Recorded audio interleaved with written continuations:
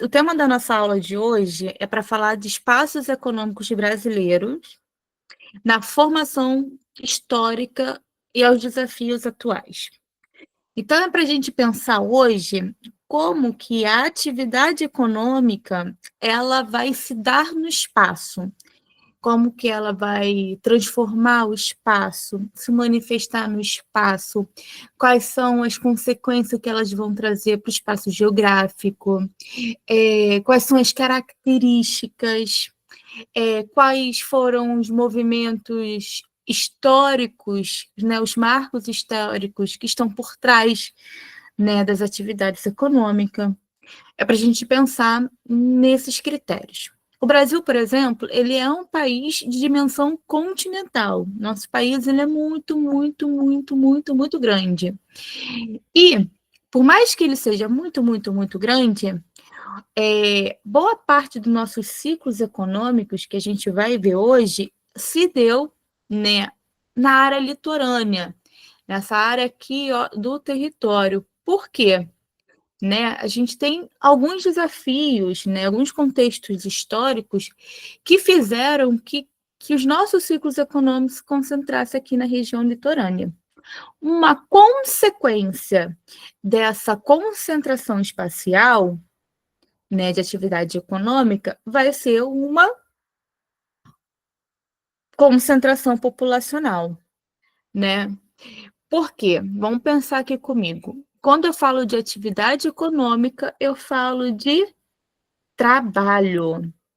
Então, essa força de trabalho, ela vai ser um dos pilares para você atrair para o espaço geográfico uma concentração populacional. E por aí se eu desenrolar. Então, eu coloquei aqui para vocês. Este estudo aprofundado oferece uma visão abrangente da economia brasileira, desde sua origem histórica, marcada por ciclos de produção, até os complexos desafios e oportunidades que moldam o seu presente e o futuro. Abordaremos a rica diversidade regional e setores do país, desvendando as forças que impulsionam os obstáculos que freiam o desenvolvimento econômico nacional. Se a gente for pensar passado, né, presente e futuro, né, e como que o Brasil ele se coloca, né, frente às atividades econômicas, tanto do modelo nacional quanto do modelo internacional, a gente tem muitos desafios, né? O Brasil, apesar de ter uma grandíssima desigualdade social, ele é um país muito rico. Tá? A gente está ali entre os 10 maiores PIBs do mundo. Está em quarto lugar, se eu não me engano, né? No ranking mundial de PIB. Então, isso é muita coisa. Tá? Quando eu falei do tema dessa aula, quando eu sugeri o tema dessa aula, porque nos últimos anos esse tema vem caindo bastante, tanto na prova da ESA quanto na prova da SpaceX, é claro que a gente vai esbarrar no que está acontecendo no Brasil no momento de agora, né? O Brasil, no momento de agora, ele está vivendo uma pressão externa com os Estados Unidos, através do tarifaço, né? E que recai sobre o nosso espaço econômico. O tarifaço, por exemplo, ele foi uma maneira encontrada pelo presidente dos Estados Unidos para fazer pressão política, né, através da nossa economia. Como que vai fazer isso, né? Toda negociação que a gente tem no mundo, a gente utiliza barreiras alfandegárias. Barreiras alfandegárias são o bem necessário para você proteger a sua economia interna. Então, por exemplo, para você comprar um produto importado, esse produto importado ele vai chegar ao país de compra por valor de X mais X. Por quê? esse valor de X extra que é acrescido, né, ele funciona como uma barreira também de proteção para o mercado interno, ok? E a gente vai ver na aula de hoje como que, ao longo do tempo, né, o Brasil vem enfrentando, né, vem se articulando com a economia global, tá bom? Qualquer coisa, pode falar, levanta a mãozinha, que eu tô vendo vocês pelo celular e eu tô assim, meio que só olhando pelo celular mesmo.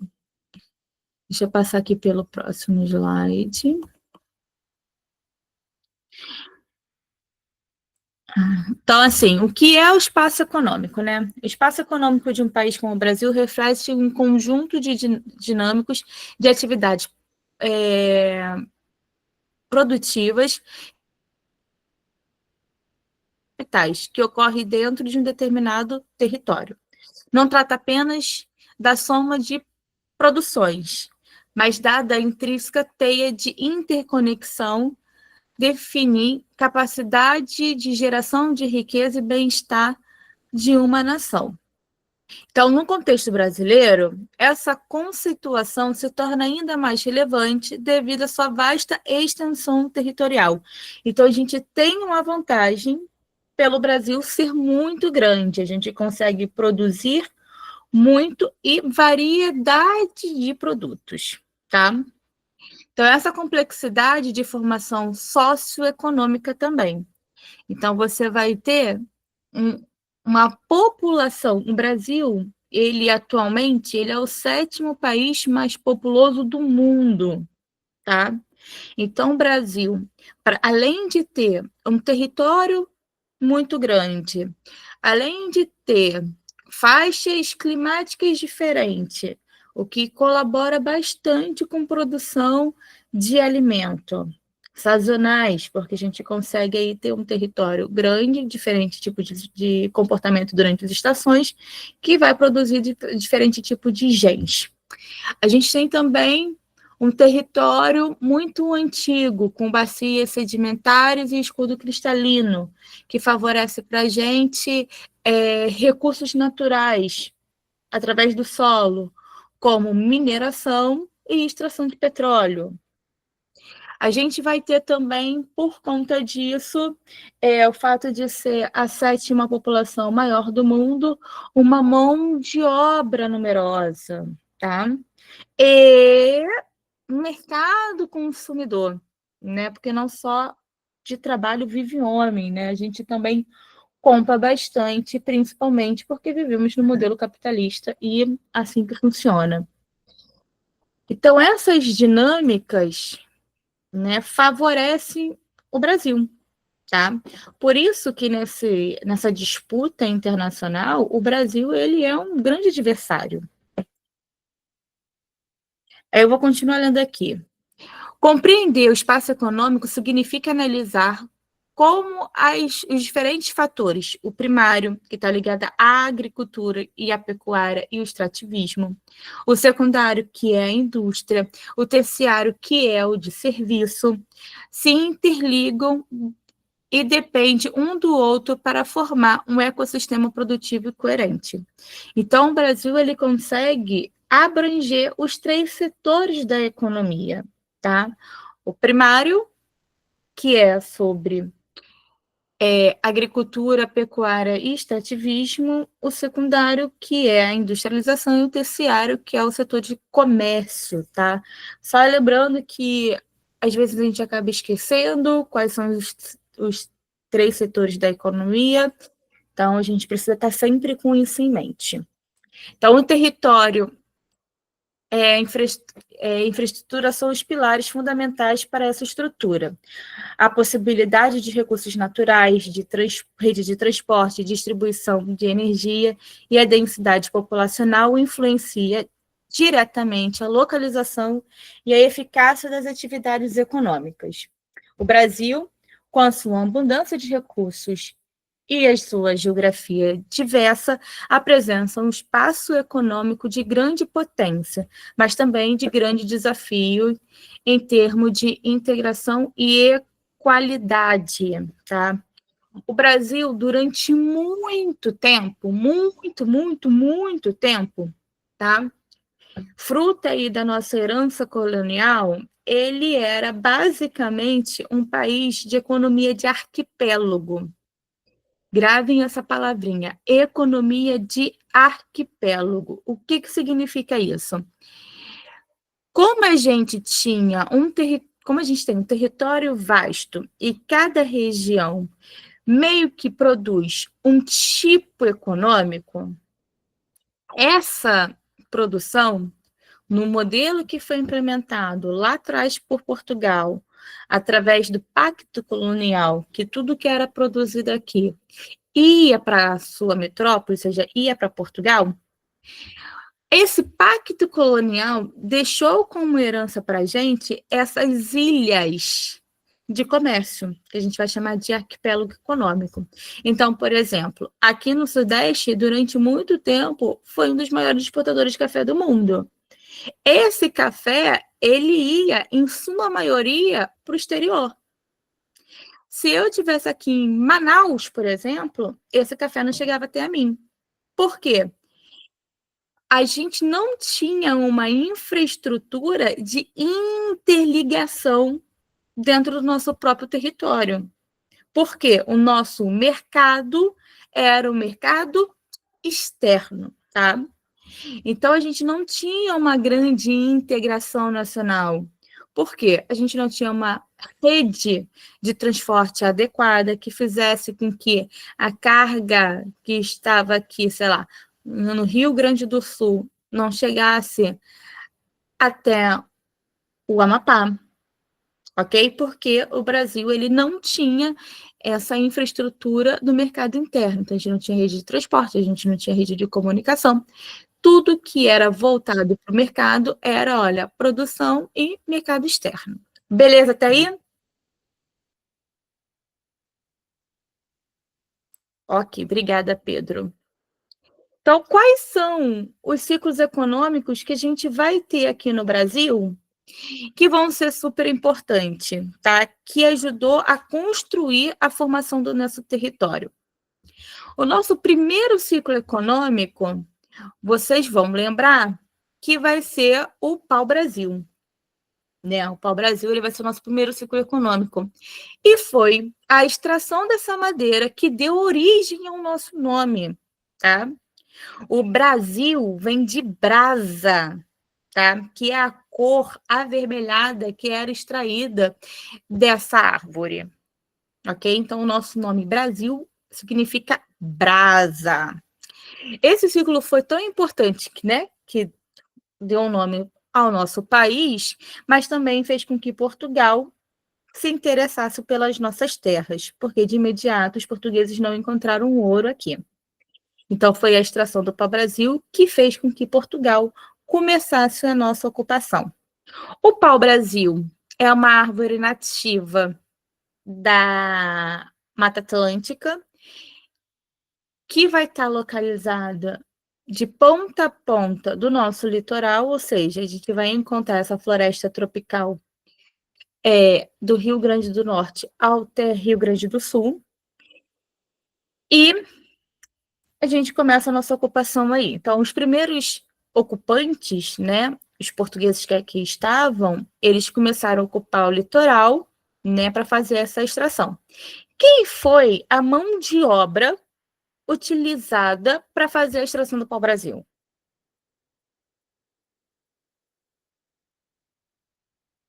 Vocês lembram? Exatamente, Pedro. Os indígenas, tá? Os indígenas foram os primeiros a serem utilizados como mão de obra. Nesse momento, a prática comercial e econômica que vai imperar nesse modo de trabalho vai ser o escambo, tá? Então, os portugueses negociavam com a população indígena para que eles retirassem os troncos das árvores, carregassem os navios, em troca eles ganhavam algo que eles não tinham, tá? Tem até uma música do Renato Russo que fala: me deram um espelho e vimos um mundo doente. Exatamente. Fala aí principalmente para a galera aí do vestibular, tá? Que usa metáfora, como que isso pode aparecer na prova de vocês. O nosso segundo ciclo econômico vai ser a cana-de-açúcar.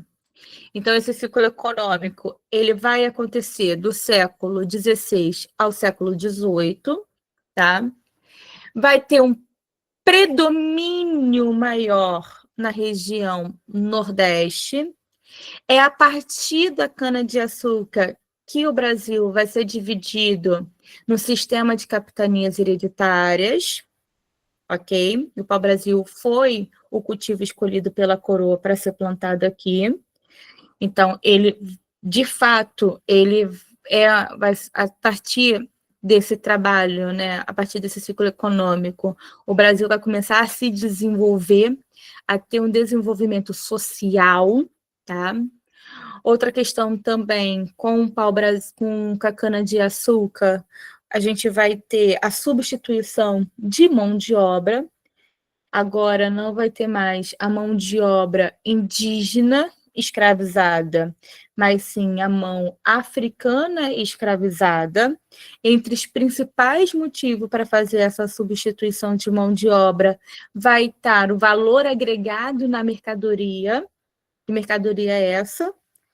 A mão de obra africana, tá? Era muito mais lucrativo para a coroa e pelo comércio transatlântico a comercialização de mão de obra africana do que a mão de obra de nativos. Afinal de contas, o nativo já está no território. Não tem como você vender a um preço caro, tá? Fora também que a mão de obra africana, ela detinha tecnologia da agricultura, razão essa que ajudou o cultivo aqui dessa espécie no país, tá?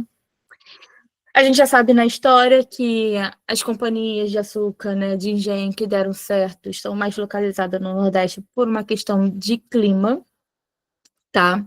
E também por fatores internos, né, já que os seus senhores de engenho conseguiram ter mais sucesso. Então, a gente vai ter a nossa primeira transformação, ou seja, com a chegada das capitanias hereditárias e toda a estrutura que vem a partir disso, ou seja, da função do governo, né, há uma necessidade da coroa implementar a primeira capital do Brasil, que tem como objetivo a fiscalização e a proteção do território. Essa primeira capital vai ser localizada em Salvador, já que vai ser na região Nordeste a área de maior atrativo econômico para a coroa naquele momento de então. Beleza? Então, a gente tem aí diversas transformações do espaço brasileiro a partir dessa atividade econômica. Chegada de imigrantes, eu vou ter divisão de terras, eu vou ter construção da primeira capitanias hereditárias, tudo isso localizado no Nordeste, na área litorânea. Beleza? Professora, então o milho também quando a gente planta e colhe também, eles exatamente são da colonização, não é? O milho, eu não entendi essa pergunta inicial. Repete ela para mim? Quando, quando a gente planta, a gente né, da colonização, quando a gente colhe, a gente está colhendo, mas também da colonização? Então, Maria, né? Eu só estou vendo o M aqui. Está escrito em cima do seu nome participante. Não estou conseguindo ver quem é você. Nesse caso bem específico, como o Brasil era colônia, a gente aqui no Brasil, né, o povo que veio construir esse país, ele não tinha uma opção de de escolher qual era o gene agrícola que iria produzir em grande escala para vender e ganhar dinheiro. Porque quando o Brasil era colônia, ele obedecia às ordens de Portugal, tá? E nesse caso específico, Portugal escolheu a cana-de-açúcar para ser a atividade econômica brasileira. Então, só era permitido a plantação para a venda, para a exportação, a cana-de-açúcar. Isso a gente vai chamar de pacto colonial. O pacto colonial são coisas que você. É um acordo entre colônia e metrópole, ou seja, entre Brasil e Portugal, ok? O que o Brasil tem que fazer? O Brasil só pode produzir um tipo de cultivo e a gente vai chamar isso de monocultura, ou seja, um tipo de cultivo só. A gente só pode comercializar, ou seja, vender e comprar com Portugal. A gente não pode vender ou comercializar.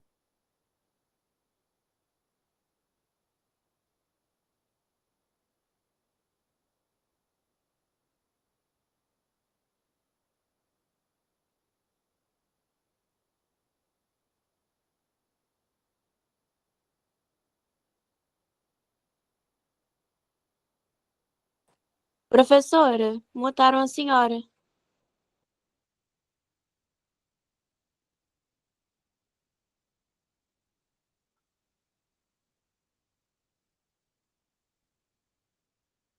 Gente, voltei. Deixa eu agora projetar aqui de novo. Ah, Daniel! Aí tu me multa? É mole, gente. Onde eu parei? Vocês lembram? Fala aí pra mim, que eu falo pra caramba.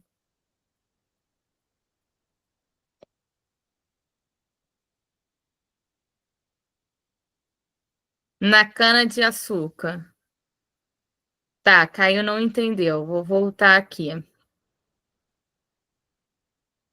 Deixa eu voltar para minha aba. Deixa eu voltar aqui. Explicar o pacto colonial, que vai ser importante vocês entenderem isso.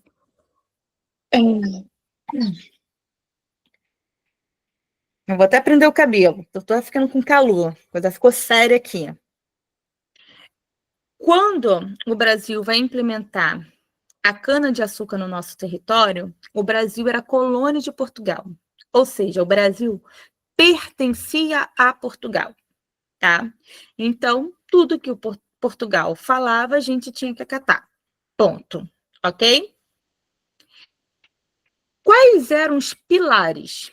A gente vai chamar esse mando de Portugal de pacto colonial, ou seja, as ordens que Portugal vai dar para a gente. A primeira ordem é que só vai ter um tipo de cultivo, que a gente vai chamar isso de monocultura. E a cultura escolhida no momento de então por Portugal foi a cana-de-açúcar, tá? O segundo trato era que o Brasil só poderia vender ou comprar se fosse com Portugal. A gente não poderia vender ou comprar de outra nação do mundo. Beleza? O terceiro item é que a nossa mão de obra, ou seja, a galera que ia trabalhar, seria uma mão de obra escravizada, tá? Seria uma mão de obra escravizada. Escravizada, no caso do açúcar, ao longo do seu processo, foi substituída por mão de obra escravizada africana. Beleza? O outro ponto é que tudo isso, ou seja, a monocultura, os escravos e o comércio, só ia ser possível ser realizado a partir de um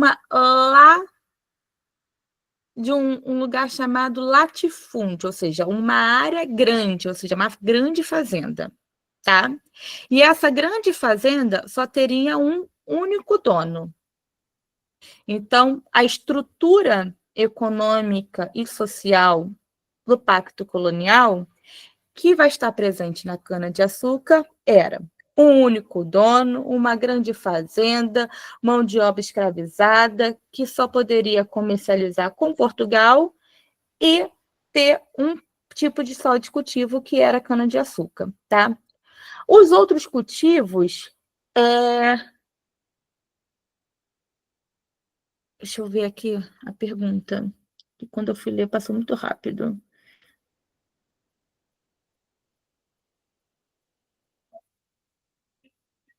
Exatamente, Márcio, isso estava no Pacto Colonial.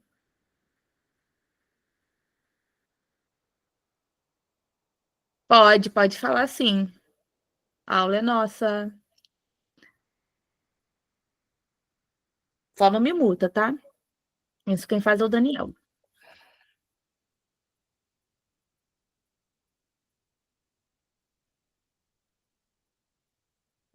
Oxe,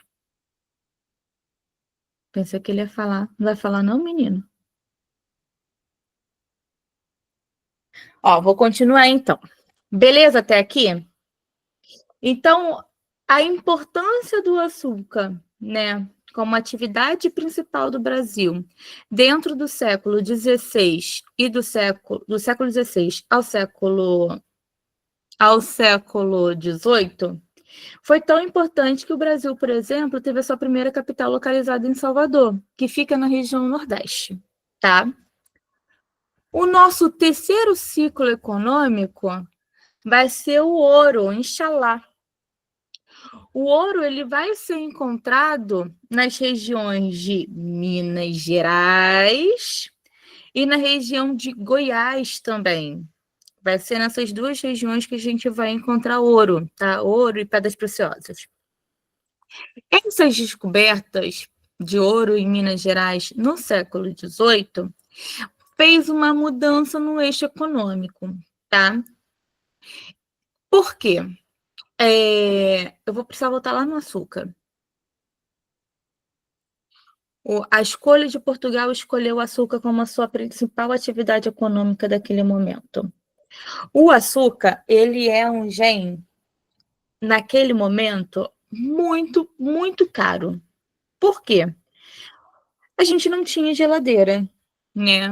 Então, tudo que era especiaria, que dava gosto à comida, quem consumia eram os nobres. Então, o açúcar, por exemplo, era uma especiaria que você deixava para herança.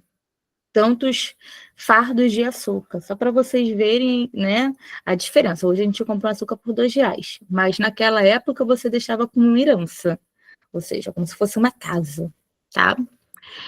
Só que o Brasil ele foi o principal exportador, né, produtor e exportador de açúcar durante esses 2 séculos. No finalzinho, né, desse grande ciclo econômico, a gente teve ali a expulsão dos holandeses aqui do território brasileiro. Esses holandeses foram para a Antilha, ou seja, no Mar Caribenho, e começaram a produzir açúcar também. Ou seja, o Brasil deixou de ser o único produtor de açúcar e passou a ter concorrência. Então, houve um declínio na produção de açúcar. Mas Portugal estava com sorte. Por quê? Nesse mesmo período que você tem o declínio da produção de açúcar, você tem a descoberta do ouro na região de Minas Gerais e Goiás, tá? Então, esse ciclo ele atraiu um fluxo muito grande de população, né? Inclusive de portugueses que vieram de fato para o Brasil em busca do ouro, um deslocamento populacional do Nordeste brasileiro, vindo em direção ao Sudeste e um pouco também para o Centro-Oeste, tá? E a partir dessa atividade econômica, a gente vai ter no nosso território o primeiro surgimento de algo que vai semelhar ao espaço urbano, tá? Ou seja, primeiro surgimento de vilas, de cidades. Por quê? A importância da descoberta do ouro no Brasil, em Minas Gerais, foi tão importante que a capital, que estava localizada em Salvador, foi transferida para o Rio de Janeiro, tá? Pergunto a vocês, por que houve essa transferência de capital do Rio de Janeiro para de Salvador para o Rio de Janeiro? Deus.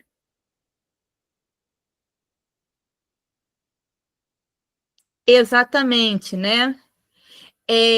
Essa transferência vai ser dada por uma fiscalização melhor, né, da coroa portuguesa ao ouro, e outra, lembra do Pacto Colonial? Lembra que o Brasil só poderia comercializar com Portugal? Então, Minas Gerais, aí é só uma piada, tá? Minas Gerais não tem praia, nunca teve. Então, o fato da coroa vir para o Rio de Janeiro era porque no Rio de Janeiro a gente tinha uma área portuária. Então, conseguia exportar essa mercadoria tão preciosa. Mas do Rio de Janeiro a Minas Gerais é uma estrada, né? Então, ao longo do trajeto entre a cidade do Rio de Janeiro e as cidades produtoras de Minas Gerais, você começou a ter ali uma formação de vilarejo. Para dar conta, para dar estrutura e desenvolvimento a essa atividade econômica, beleza?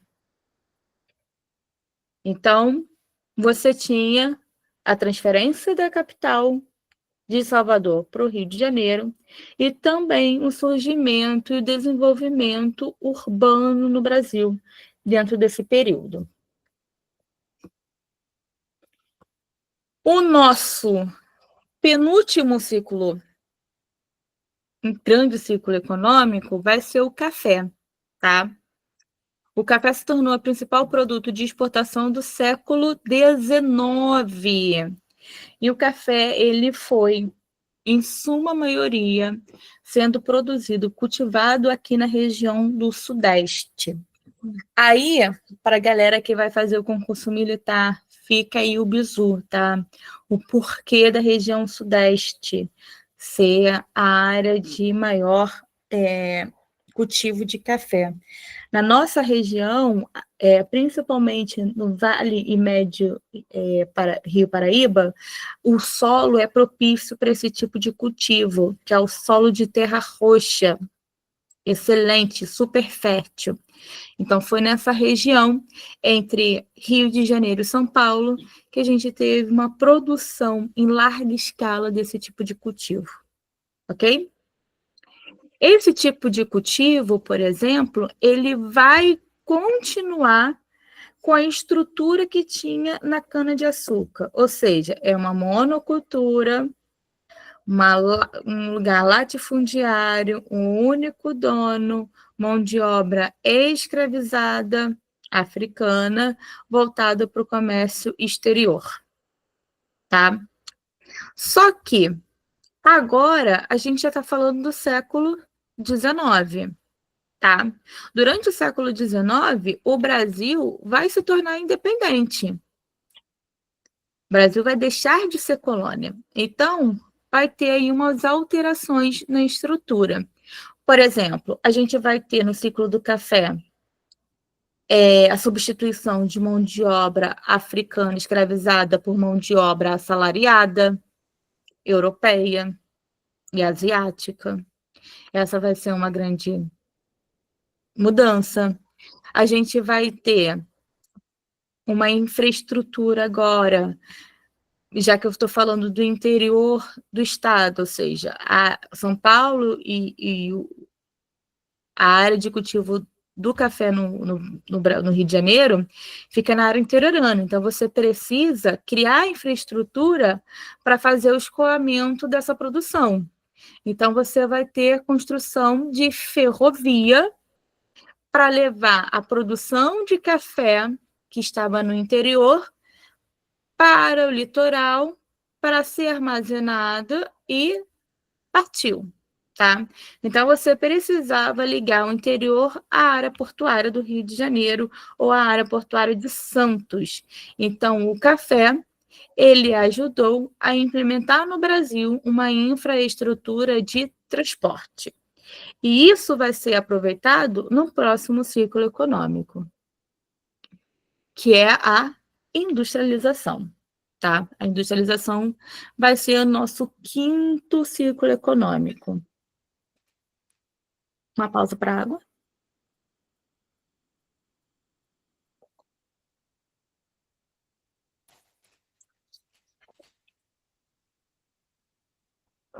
Voltando. Quando eu falo de industrialização, o que vocês entendem como industrialização?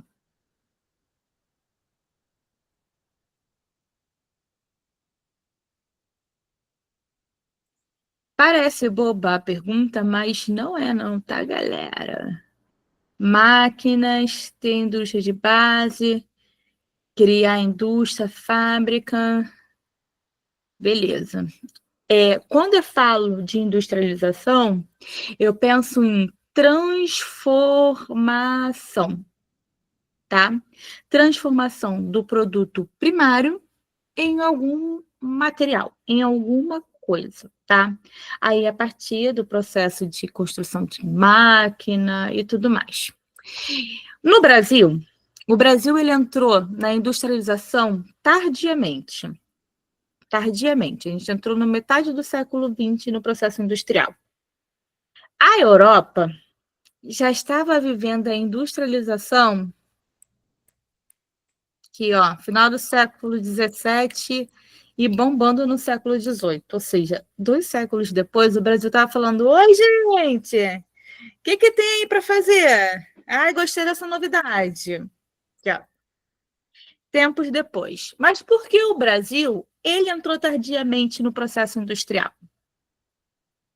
Temos que perguntar isso, né? No Brasil, meus amores, o Brasil, durante um bom tempo, era proibido pelo Estado, ou seja, pelos nossos governantes, a ter formação de indústria, a ter uma fábrica no Brasil. Era proibido, tá? Por quê? Vocês observaram que o primeiro ciclo econômico é extrativismo vegetal. O segundo ciclo econômico é agricultura. O terceiro ciclo econômico é extrativismo mineral. O quarto ciclo econômico é agricultura. Eu estou falando do século XV ao século XX só de atividade ligada ao primeiro setor da economia, tá? Essa característica do Brasil do século XV ao século XX, ou seja, 5 séculos, quase 500 anos do Brasil, 400 e pouco, 5 séculos só praticar atividade econômica fez com que a nossa elite, ou seja, as pessoas que mandam no nosso país, que cria as leis, que decide atividades econômicas, voltasse exclusivamente para pensar o agro. Então, vamos lá. O cara que herdou a terra no sistema lá das capitanias hereditárias, ganhou do lado do governo português. Capitanias hereditárias, ou seja, ela não podia ser vendida, ela só podia ser herdada pela sua própria geração. Aí o João morreu, deixou para Filipe, o Filipe morreu, que deixou para Pedro, Pedro morreu, que deixou para Antônio, Antônio morreu, que deixou para Arthur, Arthur morreu, que deixou para José. São, sei lá, 5, 6 gerações de famílias que têm só aquela atividade econômica como modelo principal e modelo que dá dinheiro.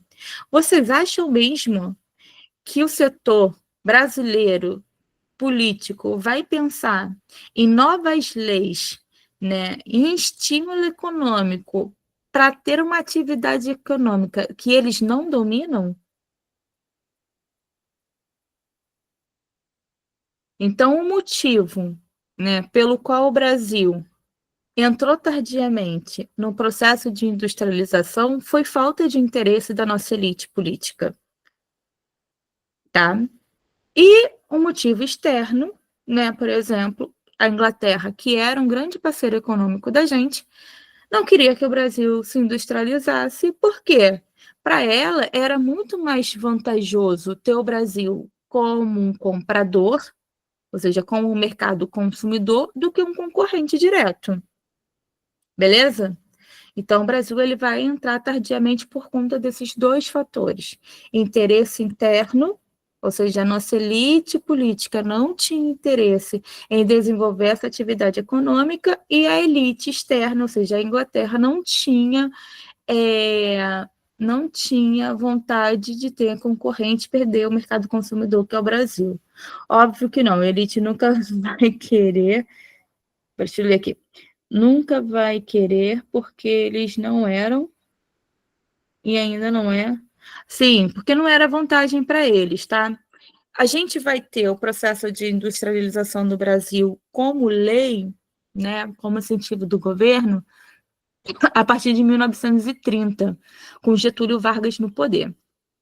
Eu vou voltar de novo, aí é um bizu para as provas de vocês. O Brasil, ele vai ter um surto, aí a palavra é surto industrial, no começo do século XX, tá? Ou seja, quando o Brasil vai ter um momento de surto industrial, onde o maior protagonista vai ser o Irineu da Silva, tá? Conhecido como Barão de Mauá. O Barão de Mauá, ele conseguiu, durante o império do Pedro... gente, esse é o nome do imperador? Que loucura!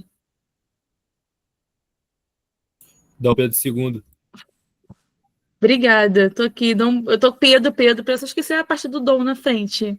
Dom Pedro II, ele conseguiu, através, né, de financiamento inglês, no período que a Inglaterra, no período, o Irineu, ou seja, o Barão de Mauá, ele vai conseguir implementar no Brasil alguma infraestrutura, como, por exemplo, as ferrovias, tá?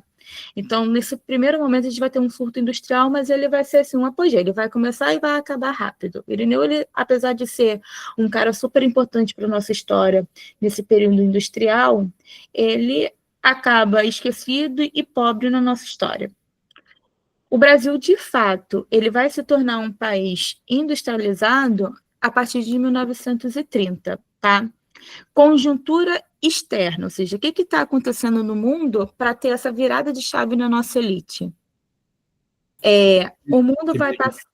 Hã? A crise de 29?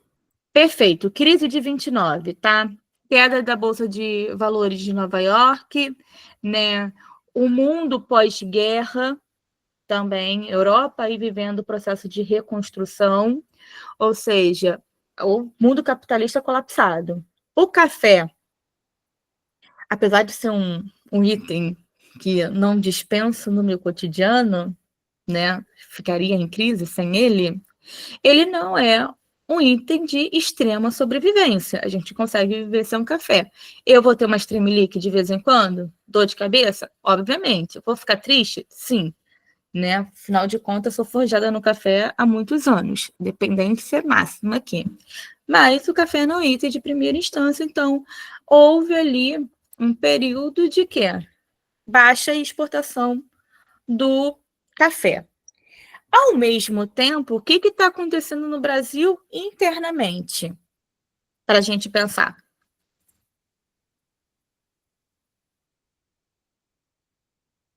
Os barões de café se viu como com essa crise internacional? Não tendo como mais vender café. Eles continuavam forte no governo? Nesse momento, o Brasil ele vivia a República do Café com Leite, que quem mandava no país era São Paulo e Minas Gerais. E quem mandava de fato não era o estado de São Paulo e o estado de Minas Gerais, eram os barões do café. Então, quando o mundo colapsa e a gente não consegue mais exportar café, esse modelo político ele também vai colapsar, tá?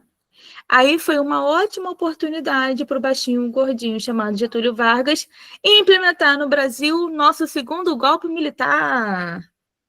O Brasil ele é um país de golpes militares, né? A gente teve o segundo da história com o Vargas. O Vargas ele vai assumir o poder em 1930, vai ficar até 45, tá? Mas ele vai fazer uma política super importante, que é a política de substituição de importação, ok? Ele vai olhar para o país e vai falar assim: opa, opa, opa, se o mundo está ganhando dinheiro industrializando, a gente precisa se industrializar também para ganhar dinheiro, tá? Então, ele vai conseguir pegar as contas do Estado e investir em produção de substituição de exportação, ok? Que aí vai ser as primeiras indústrias para depois fazer a indústria de base aqui no Brasil, que vão ser... Ai, meu Deus. Pulei. Que vai ser, a gente vai ter as primeiras indústrias de base, vão ser a Companhia Vale do Rio Doce, a Siderúrgica Nacional, a Petrobras, tudo isso é indústria de base. Por que eu chamo de indústria de base? Porque elas compõem a economia do Brasil? Mais ou menos. Eu chamo de indústria de base porque... Lembra que São eu a falei... base da economia, Hã? não? Ou elas são a base da economia? Ah, não, é um modelo mesmo de industrialização, tá? Eu vou chamar de indústria de base porque...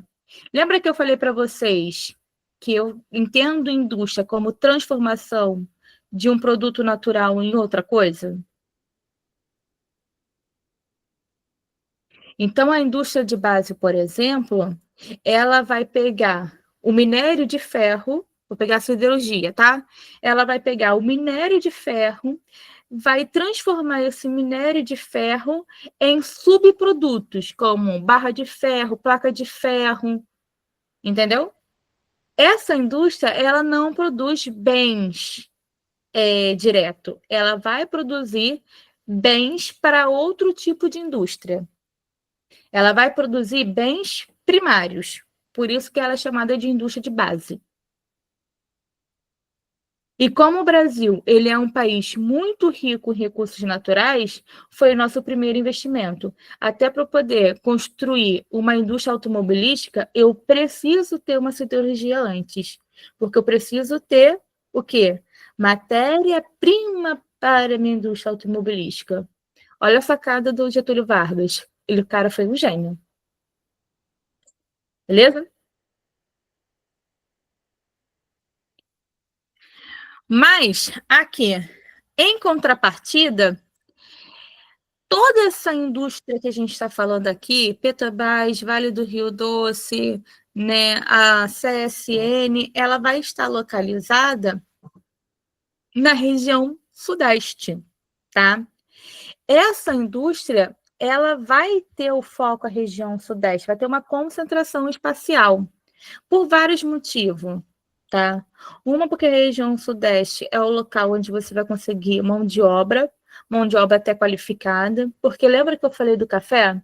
Que teve a substituição de mão de obra africana por mão de obra europeia, assalariada? Esses europeus que vieram para trabalhar na lavoura de café, alguns deles já tinham experimentado a Revolução Industrial no seu país.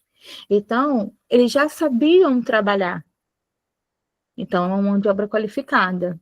Outro motivo também é que onde tem dinheiro, você tem financiamento.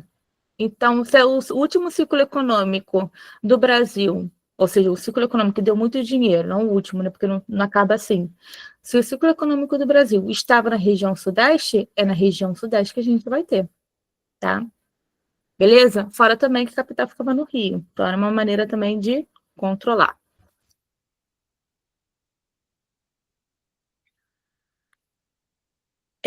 Eu vou passar já para as questões. E durante as questões a gente vai trabalhando as outras partes, pode ser? Que já são 8 horas. Pode sim, professora. Eu falo demais, gente. E obviamente que eu vou disponibilizar esse material para vocês, tá?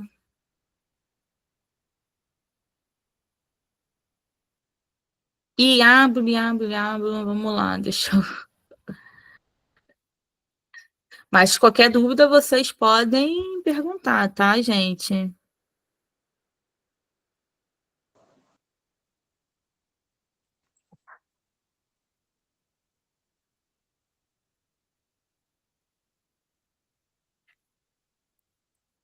Tá dando para enxergar?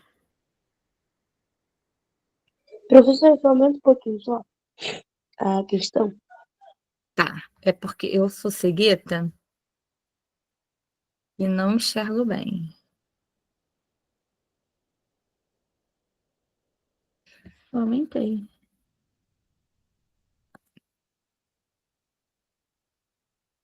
Melhorou? Foi, deu pra ver aqui. Obrigada, professor. Deu para ver até demais, hein?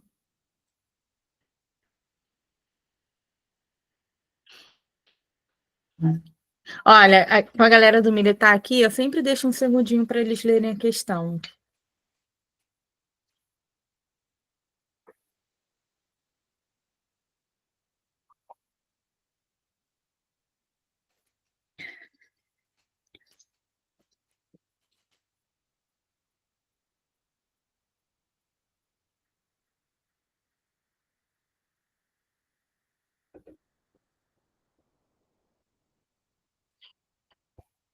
Posso ler?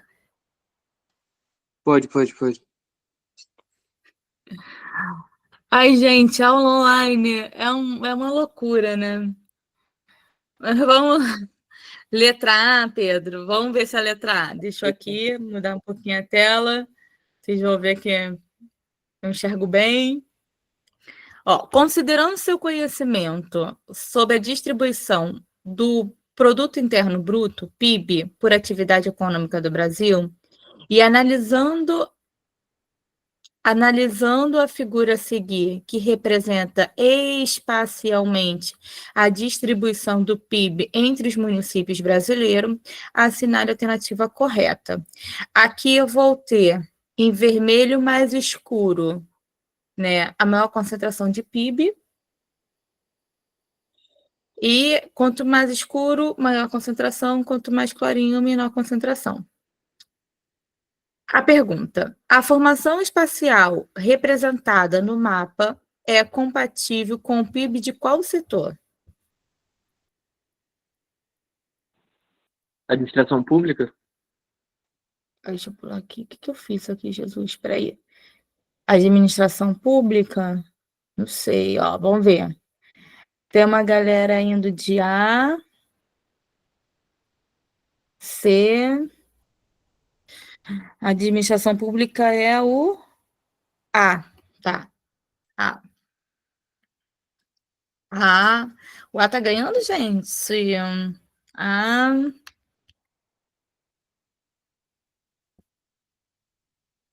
Vamos ver a resposta. Ó, vou passar para a resposta, hein?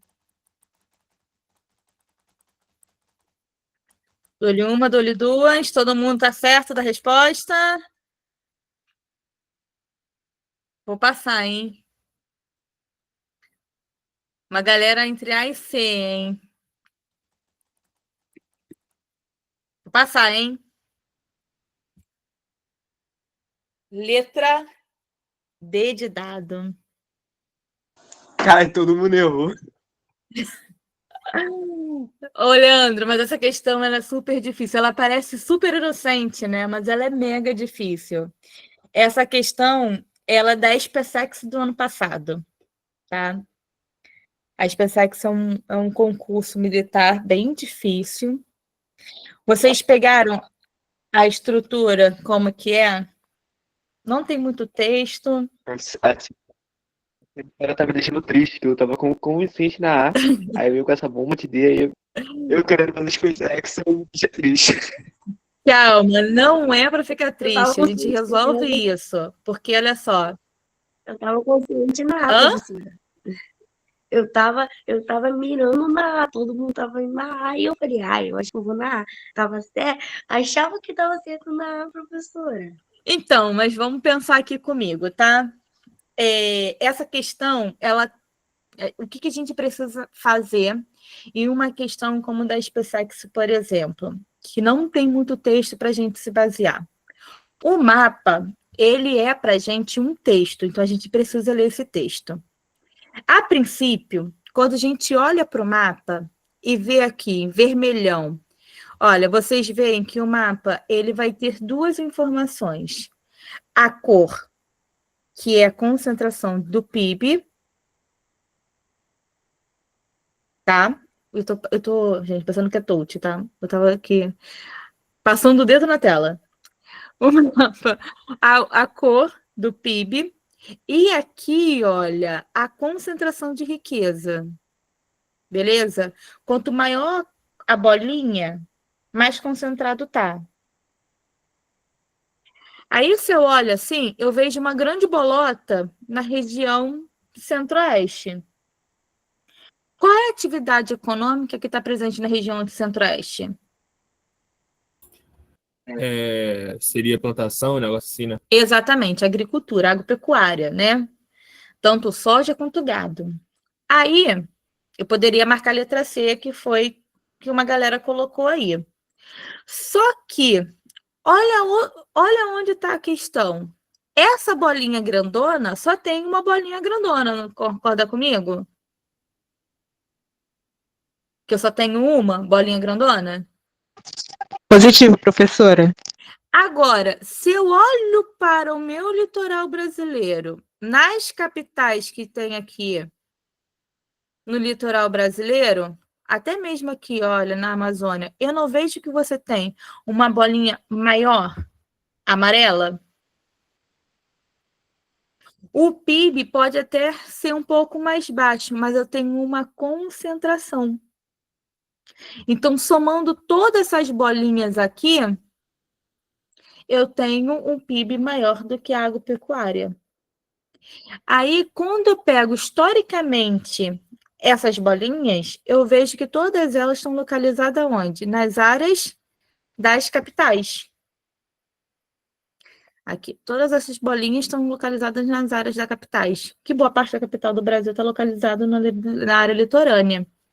Aí eu penso, poxa, pode ser industrialização. Pode. Se eu olhar aqui, olha, Sudeste e Sul, a gente tem um alto índice de industrialização. Mas, por exemplo, no Nordeste não. Né? No Centro-Oeste, em alguns pontos, como Brasília, também não. Salvador, Recife também não.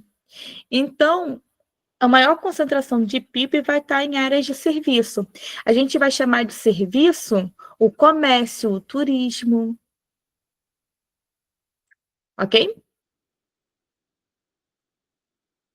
O terceiro setor da economia.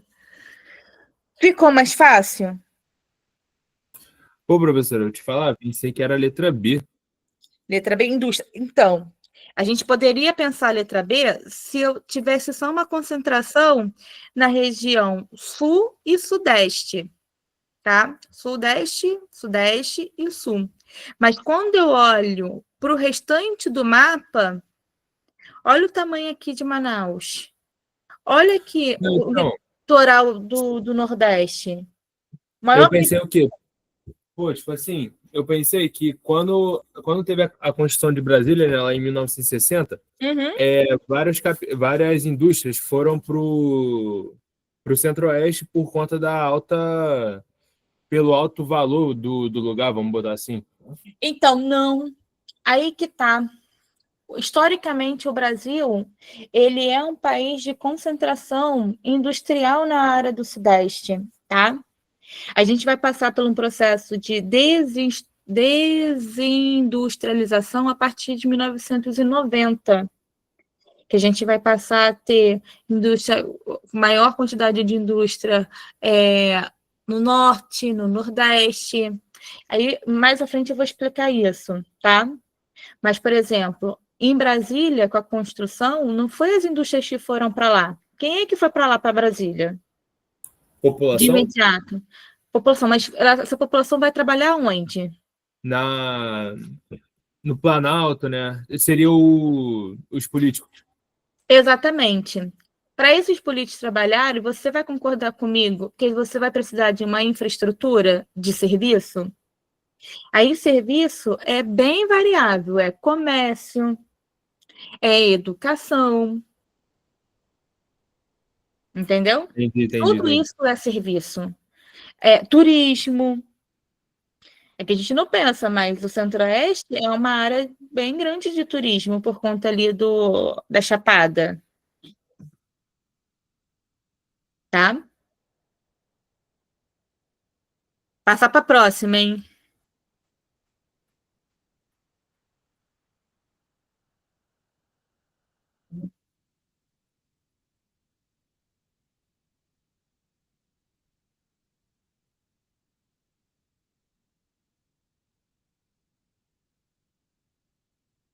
Professor, tira a dúvida. O que é aristocracia?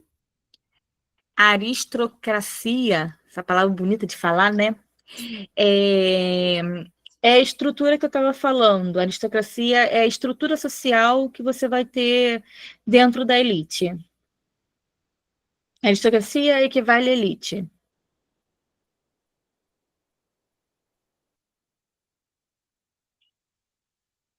Sabe quando você tem o político, que o pai foi político, o avô foi político, o bisavô foi político? Sim, Logo ele sim. também será político? É porque ele compõe a aristocracia da política. Sim, entendi.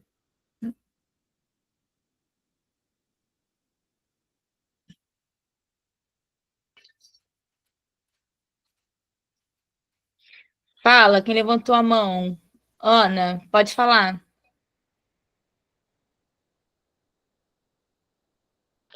Ah, não, já foi, professor. Continua, Hum? vai. Já foi, continua.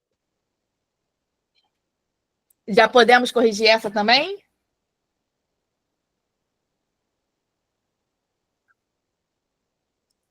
Sim. E aí, o que vocês colocaram? Me mostra o que vocês colocaram.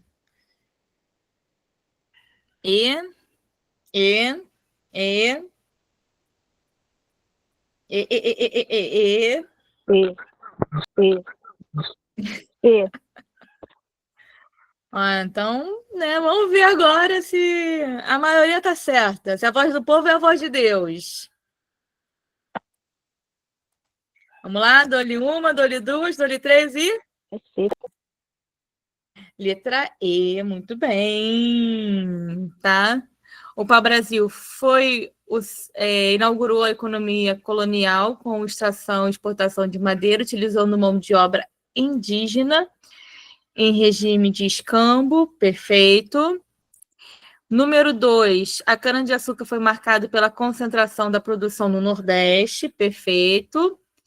Fortalecendo uma aristocracia rural e escravocrata, ou seja, os senhores da terra, tá? A gente vai chamar isso de quê? Essa Senhores de aristocracia, engenho? sim, mas ela recebe um nomezinho bem especial aqui no Brasil. Elite? Não, não Sim, sei. compõe elite. Burguesia? Não, não sei. Não, no caso, eles vão ser burguesia porque eles não são donos do meio de produção. Pode ter sido, mas é muito processo. São chamados de coronéis. Já ouviram falar sobre os coronéis? É os que vão. É aquele negócio lá de volta do cabresto, né, tal. Exatamente. É quem manda e desmanda no Brasil. Os coronéis. A elite aristocrata. Os donos da terra. Tá? Só para fazer essa conexão. E, por último, o ciclo da mineração no século XVIII impulsionou a urbanização e a transformação, a transferência da capital do Brasil de Salvador para o Rio de Janeiro. Perfeito. Vai, número 3. Com vocês agora, hein?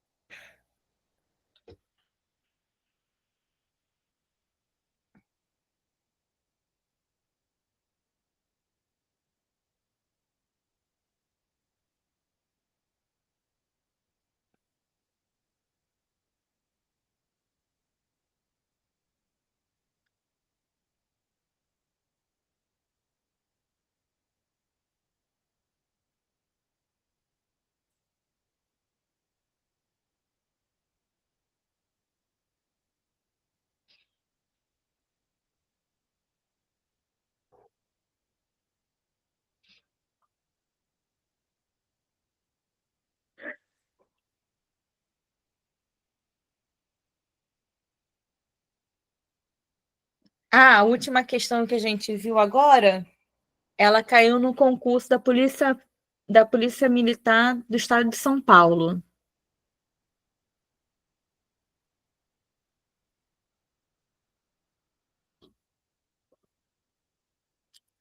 A, A, D,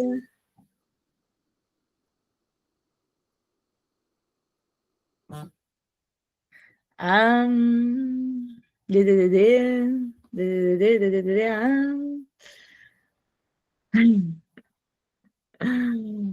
D. Galera tá entre A e tá entre D, hein?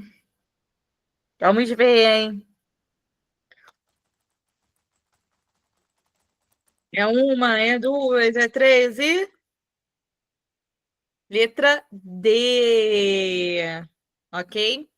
Quando a gente vai falar aqui, olha, a formação do território do Brasil está intrinsecamente ligada ao ciclo econômico, isso aí a gente falou bastante.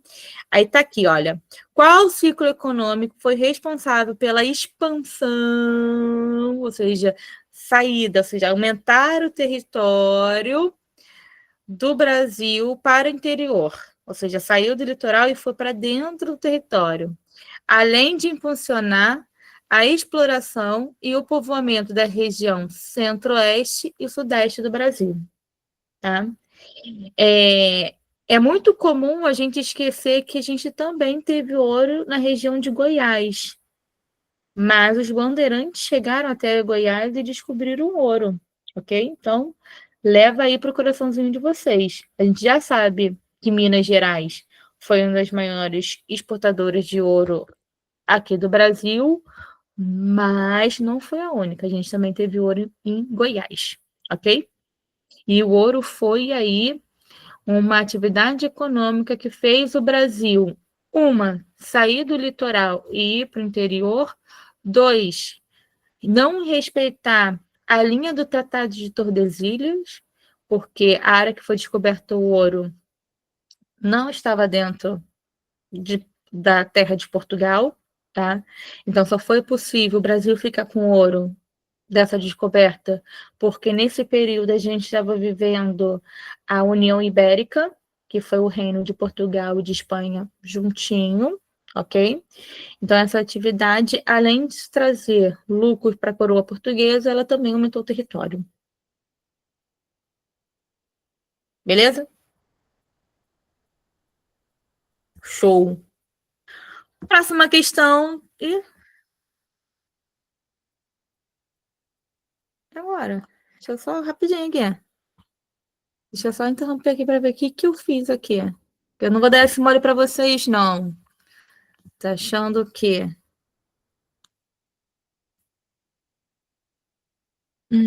deixa eu ver aqui o que eu fiz, gente.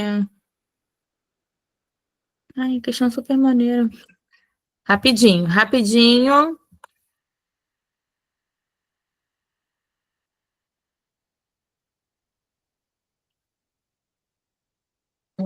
Beleza. Deixa eu aqui. Pô, meu negócio ficou gigante, não quero isso.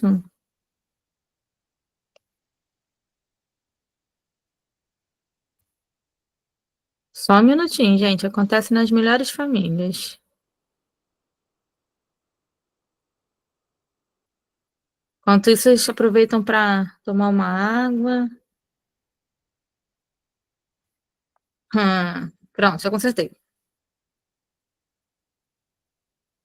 Pronto, consertei. Deixa eu de novo projetar. Não, primeiro é aqui. Não, primeiro é... Cadê vocês? Aqui. Como vocês perceberam, eu estou com 75 bilhões de tela aberta. Sou dessas.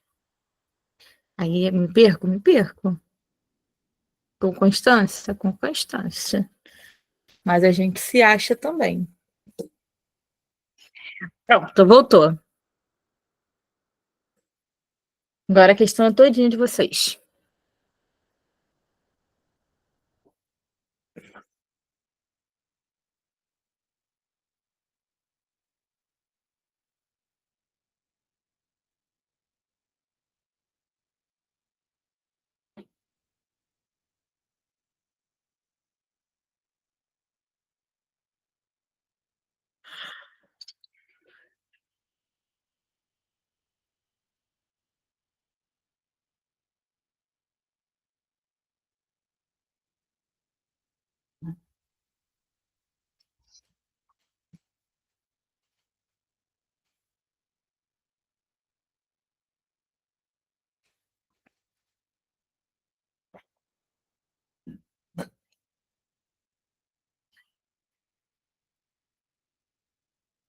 B.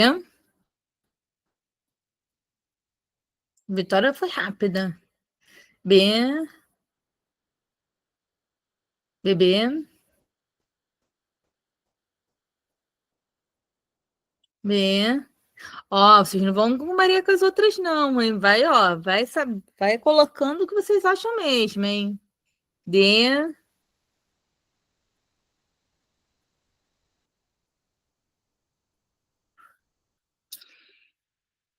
Posso corrigir?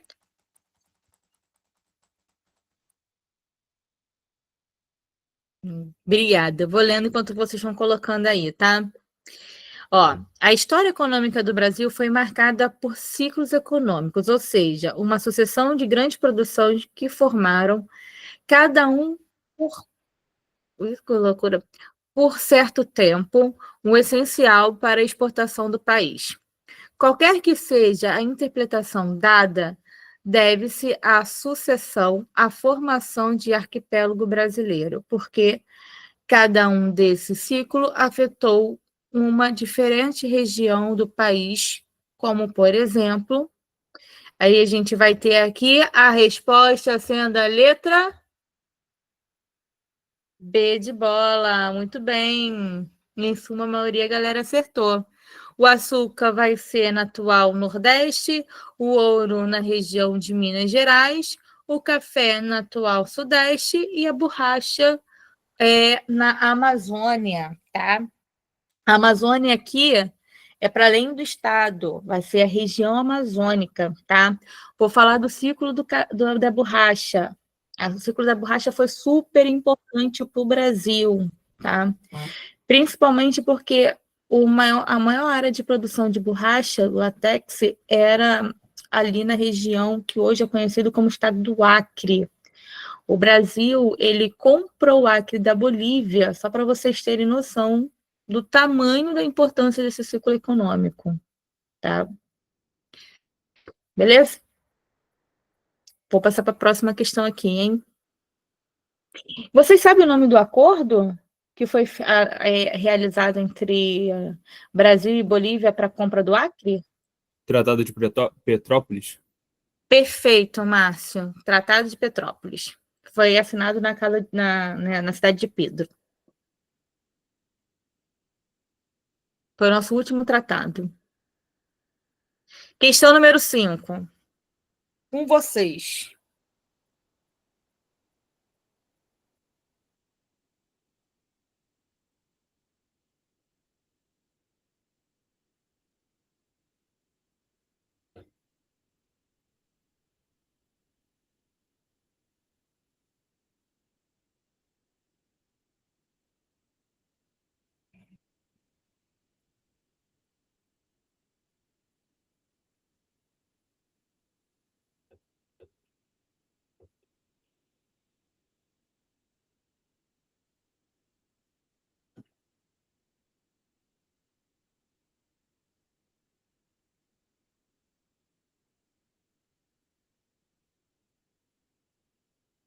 C.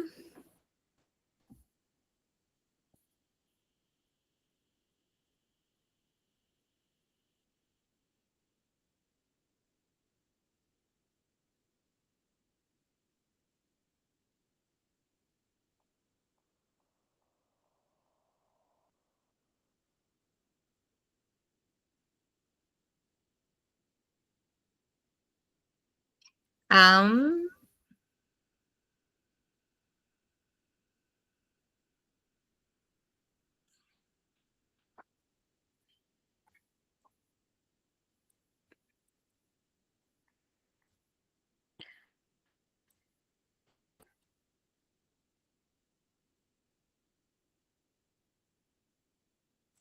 A, B.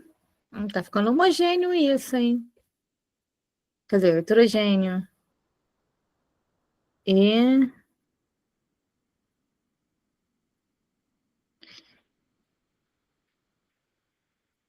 Não, essa aqui é da ESA.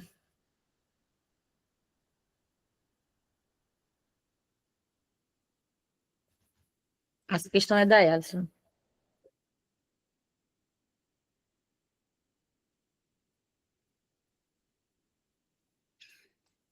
Posso passar? Perfeito. Vamos lá para a leitura da questão. A formação territorial brasileira, construída ao longo dos séculos de história, produziu modelos e ciclos econômicos geradores de grande disparidade, ou seja, de grandes diferenças. A nação, nesse percurso, conviveu com distintos fluxos de capitais, ou seja, diferentes poderes, pessoas e mercadorias. As desigualdades regionais, como regiões mais ricas e pobres, umas mais ocupadas e outras praticamente desertas, por sua vez, apontaram para a necessidade de políticas públicas voltada para uma maior e melhor ocupação do território. A respeito desse assunto, assinale a alternativa correta. A alternativa correta é a letra D de dado.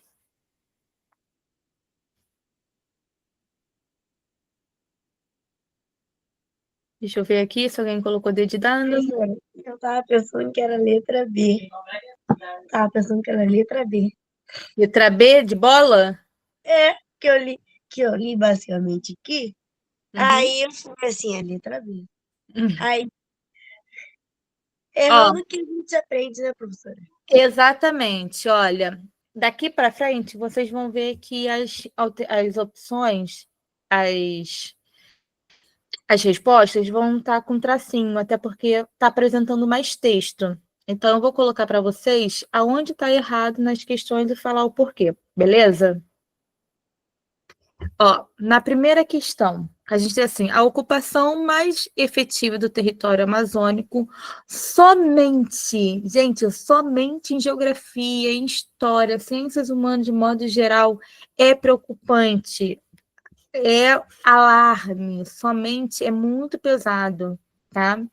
Até porque está falando assim, a partir da década de 80, no século passado, de fato, a partir da década de 80 do século passado, a gente teve uma construção da Zona Franca de Manaus, que vai ser importante para a atração da população para aquela região, mas somente, tá? Até porque se eu olhar para o passado, Manaus, por exemplo, foi uma região que viveu o ciclo da chamada Drogas do Sertão, que eu não coloquei aqui, como um grande círculo econômico, mas a Droga do Sertão ela foi importante para a interiorização do Brasil e para a ocupação da região norte, tá? O Marcos colocou alguma coisa, Márcio, desculpa. Eu pensei também no projeto de Grande Carajás, sim, mas você consegue entender que a palavra somente aqui me pega muito?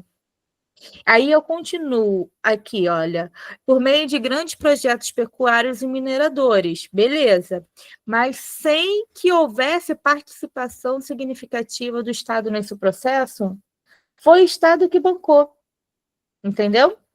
Então, somente me preocupa isso sem que houvesse a participação do Estado. Então, essas duas questões aqui que estão aparecendo na letra A faz com que ela está errada, beleza? Na letra B, nos anos 30 e 40 do século passado, a ocupação do vazio do oeste do século passado, a ocupação do vazio do oeste do Brasil se transformou em uma das prioridades do presidente Getúlio Vargas? Foi o Getúlio Vargas que quis ocupar o Centro-Oeste?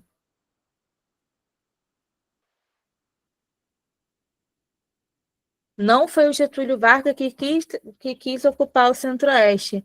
Foi o Juscelino Kubitschek, JK, que ocupou o Centro-Oeste, transformando, levando a capital do Brasil para aquela região, criando Brasília, tá? E não foi no século 30 e 40, foi na década de 60, tá? Então, essa questão está errada aqui.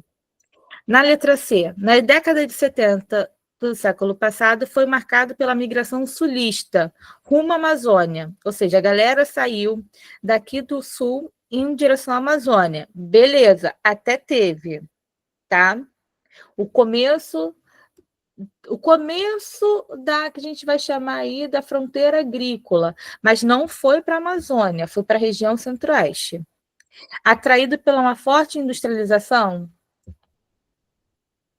tá? Os sulistas, nessa época, na década de 70, vai promover, sim, uma migração, mas não para a Amazônia, sim para o Centro-Oeste. E não vai ser pela indústria, vai ser pela agricultura. Tá? E letra B, D, que é o gabarito, as migrações nordestinas rumo ao Centro-Sul. Centro-Sul, minha galerinha, tá? Vai ser reconhecido pelo um geógrafo chamado Milton Santos como uma área de geoeconômica do Brasil, tá? Que a gente vai ter, para Milton Santos, 3 grandes áreas do Brasil através da atividade econômica. Eu vou ter a região amazônica, onde a floresta amazônica vai ser a importante modo de vida. Eu vou ter o Centro-Sul, que vai pegar parte do Sudeste, Sul e um pedaço do Centro-Oeste que não tem o domínio da Amazônia, que vai ter um passado econômico parecido, e a região Nordeste. Então, o Centro-Sul aqui é uma área de geoeconômica do país. Marcado na década de 50 e 60 do século passado, atualmente a estagnação do Nordeste, ainda mais incentivo ocorrente em relação migratória. Na década de 50 e 60, a região Centro-Sul, principalmente o Sudeste do Brasil, está vivendo o processo de industrialização e urbanização. Então, muitos nordestinos vieram para essa região para trabalhar na construção civil. Ok? E por último, não pode estar errado, porque, olha, o Márcio falou do projeto Grande Carajás, tá? Mas o projeto Grande Carajás não fica na Amazônia Ocidental, fica na Amazônia Oriental. Ok? Então, para quem não é do concurso militar, deu para perceber a diferença da estrutura das perguntas? A gente não tem muito texto, mas são perguntas mais objetivas. A gente precisa pegar dentro da estrutura da questão e fazer o que eu estou fazendo, olha, sublinhando, analisando ponto por ponto. Questão agora número 6.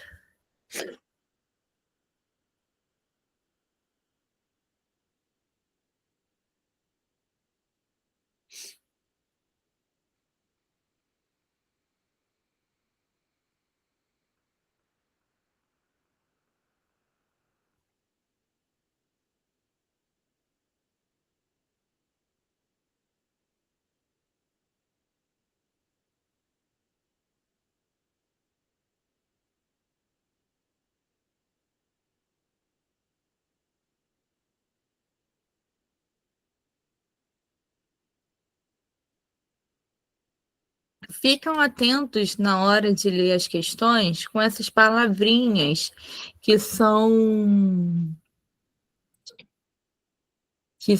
excludentes, tá?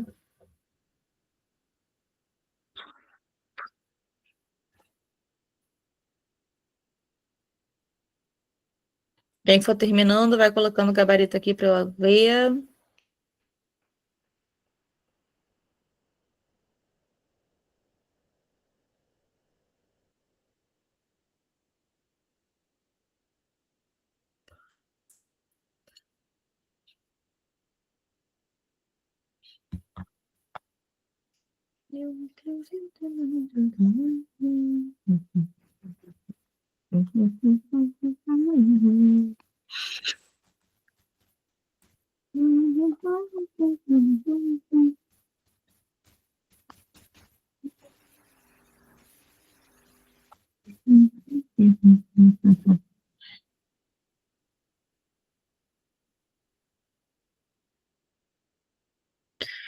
Tem gente colocando gabarito aqui. C, C.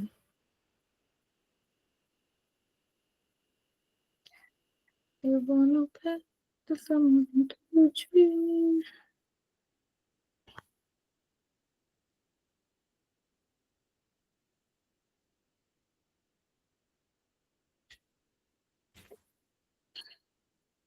Olha, eu vou começar a ler, porque essa questão é grande.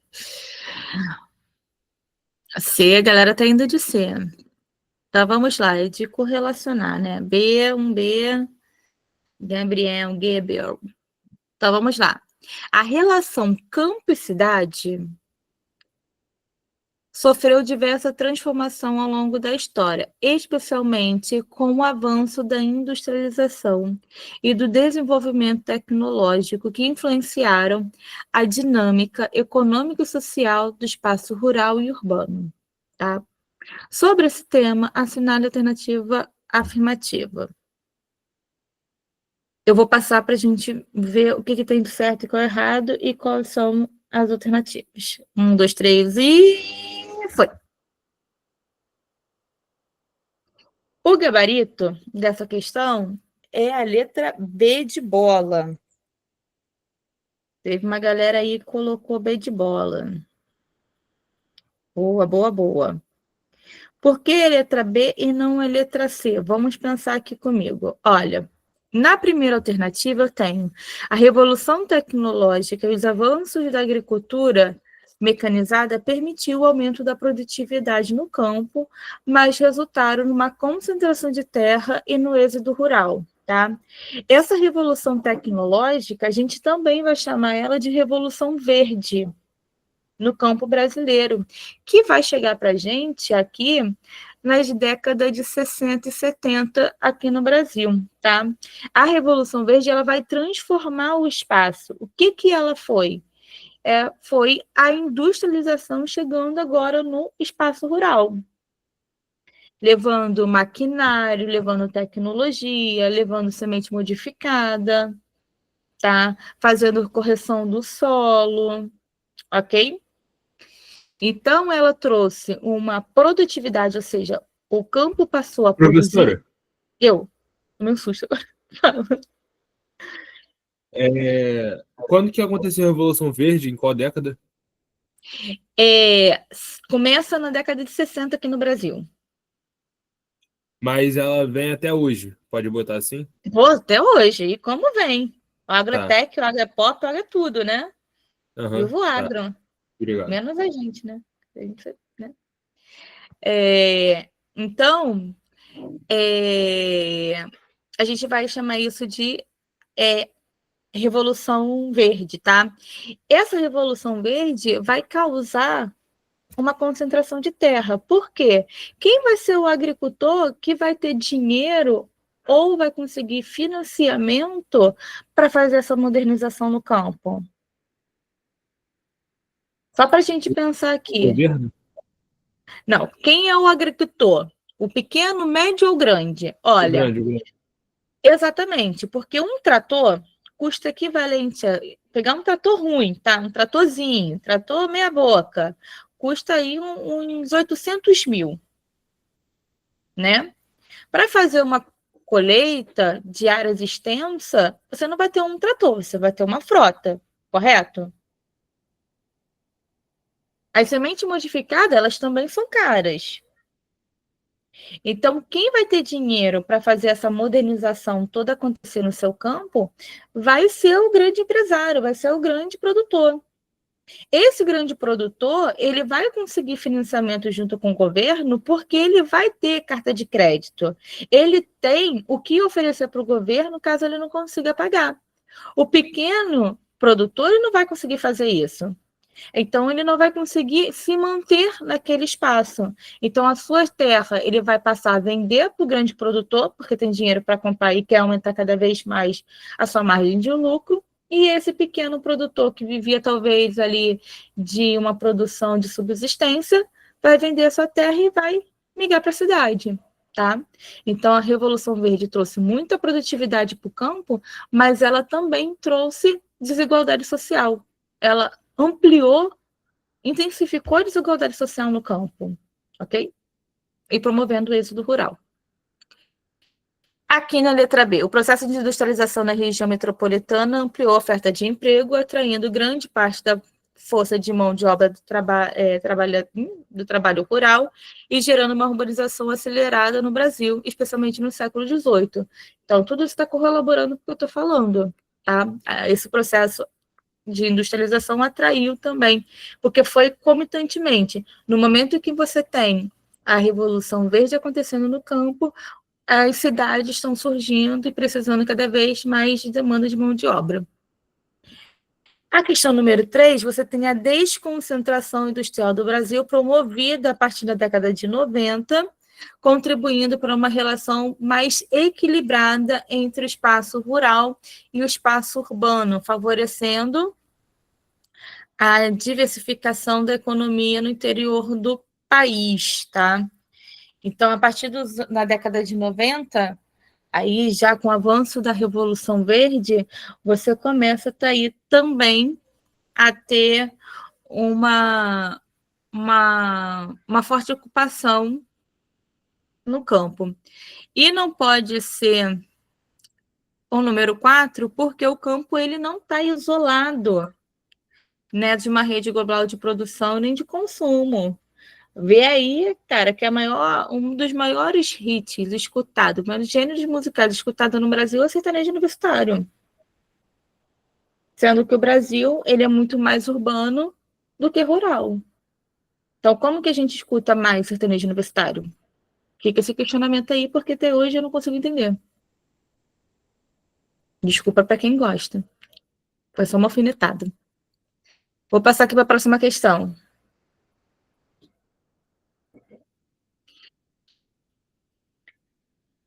Ó, essa questão aí é da ESA.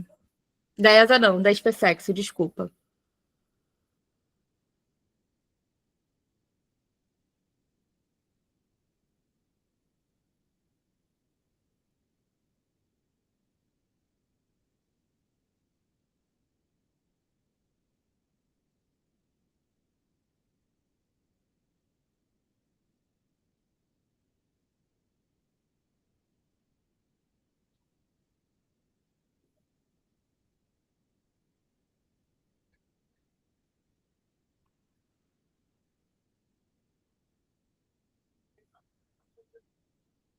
Já posso ir lendo ela? Já que ela é pequenininha?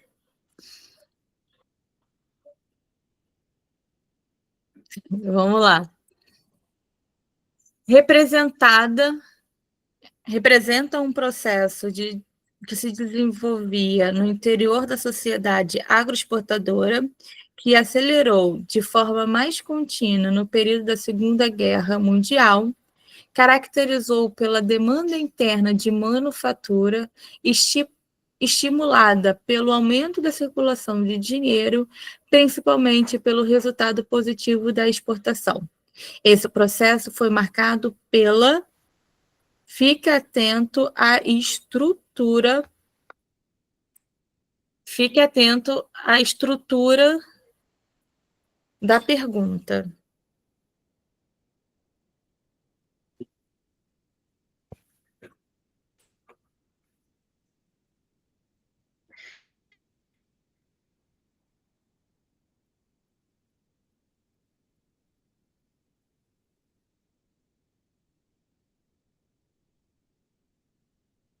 Ó, vou ler de novo.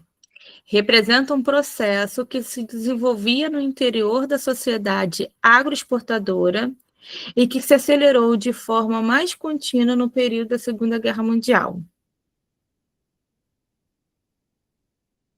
Após a Segunda Guerra Mundial, desculpa.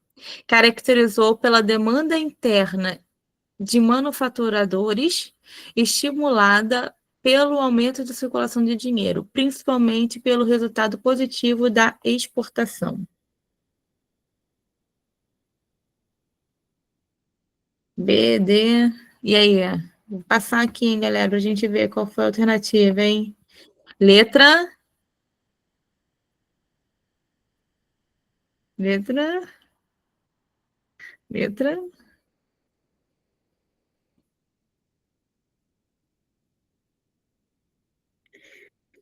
Letra E. Pela indústria de substituição de importação, tá? No período que a gente está vivendo pós Segunda Guerra Mundial, ok? A gente vai ter a crise de 29, e a crise de 29 vai fazer com que o Brasil mude a sua produção, tá? Investindo no modelo de indústria de substituição de importação. Aqui, olha, eu botei para vocês em destaque aqui o que a gente precisava entender. Ó. Caracterizou-se pela demanda interna de manufaturadores, ou seja, por produtos industrializados, estimulado pelo aumento da circulação de dinheiro, ou seja, você tinha demanda por comprar, e principalmente pelo resultado positivo da exportação. Você tinha uma demanda muito positiva para ganhar dinheiro, só que o mundo estava colapsado e não estava vendendo. Posso passar para a próxima?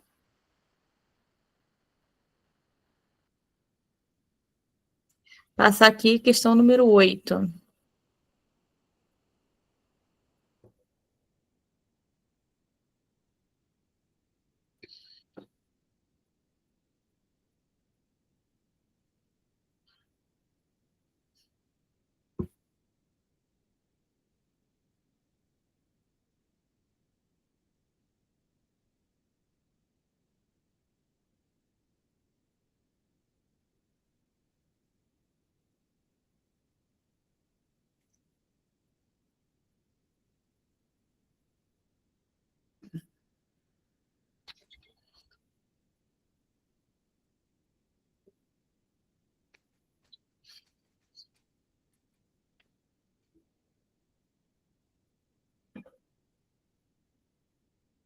Olha, por conta da hora, eu vou lendo para vocês, tá bom? A gente tem assim no texto.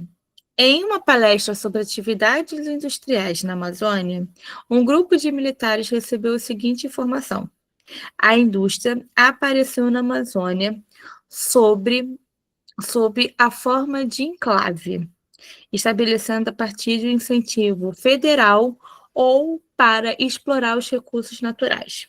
A Zona Franca nasceu em 1967, sob a supervisão da Superintendência da Zona Franca de Manaus, a SUFRAMA. Tornou-se a mais importante enclave industrial da região. A instalação da Zona Franca em Manaus teve como principal meta. Aí a gente tem que pensar qual foi o objetivo da Zona Franca de Manaus.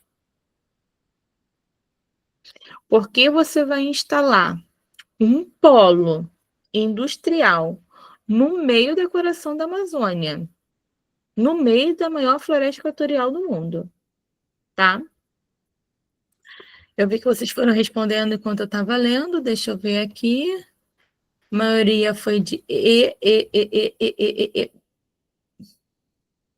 A maioria foi de B, vamos ver se é B. Gente, eu estou falando B, mas eu acho que não é B, não. A maioria foi de E.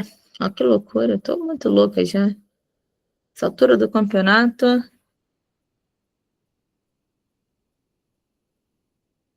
Vamos lá. 1, 2, 3 e. Letra. Letra B. Eu estava aqui bem entregando. Letra B. A criação. Criar um expresso centro industrial para reforçar o poder nacional da região. Quem é que fez a criação da Zona Franca de Manaus? Qual foi o governo? Foi o governo militar, foi o Costa e Silva, se não me engano. Perfeito. Esse governo, ele quis criar no meio da selva um polo industrial para atrair o mercado internacional e o mercado nacional, mostrando seu poder. E também trazendo o lema do Exército Brasileiro, que é ocupar para não entregar. Então, se a região Nordeste, se a região Norte do Brasil é conhecida por ser uma região de baixa densidade populacional, onde você tem muito mais terra do que gente ocupando, o Exército Brasileiro, que tem como a principal função resguardar a terra do Brasil, tinha que fazer alguma coisa, tá? Então, a Zona Franca de Manaus foi um poder de demonstração. Aqui, olha, a letra D, atrair empresas nacionais para a fabricação de produtos de bens duráveis. Esse não durável aqui está errado, tá? A Zona Franca de Manaus, por exemplo, é onde você vai ter as montadoras da Honda, onde você vai ter as montadoras de computador, tá? A Microsoft, por exemplo, aqui no Brasil, está na Zona Franca de Manaus, onde você vai ter várias fábricas de bicicletas, de geladeira, então é voltada para produtos de bens duráveis, tá? Então não pode ser a letra D.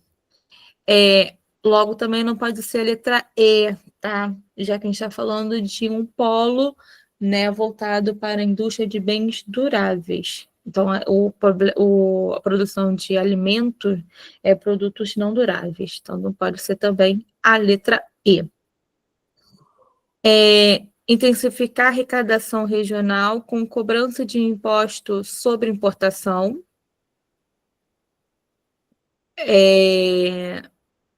Aqui tinha que ser exportação, tá? Venda, não importação, não compra. E letra A não pode ser porque criar um foco industrial fortalecendo e ligando ao mercado consumidor da região. Aqui é para literalmente integrar a região norte com o restante da região brasileira, tá? Vou passar para a próxima questão. Próxima questão é esta, que é bem curtinha, hein? Professora, desculpa, posso fazer uma pergunta? Deve, até 3. Então, qual foi a importância do governo Juscelino Kubitschek sobre a Franca de Manaus? Não A foi o Zona Franca de Juscelino. Manaus. Não foi o Juscelino Kubitschek, não. Quem vai começar a implementar e finalizar vai ser durante o governo militar, tá? O Juscelino vem antes do governo militar. O Juscelino Kubitschek, ele vai ser responsável por construir Brasília, e em termos de industrialização, ele vai ser o responsável por criar o ABC Paulista, tá? Santander, São Bernardo do Campo e São Caetano, que são aqui no Sudeste a área de polo industrial. Então, esses foram o legado de Juscelino Kubitschek. Quem vai criar a Zona Franca de Manaus vai ser o governo militar. Eu falo governo militar porque começa com um governo e termina em outro. Gratidão, professora. Foi? E olha, um bizu para quem vai fazer prova militar. Eu sempre reforço que as questões de indústria que envolve o governo militar, as obras faraônicas que envolvem o governo militar, ou seja, a economia do governo militar tem que estar na ponta da língua. Vocês vão fazer um concurso que envolve a estrutura militar, ok? Então, a gente precisa, e obviamente que você tem essa busca por valorização desses valores, tá? Vou ler para vocês aqui a questão 9, acho que Nas últimas décadas, tem observado um crescente processo de desconcentração industrial no Brasil.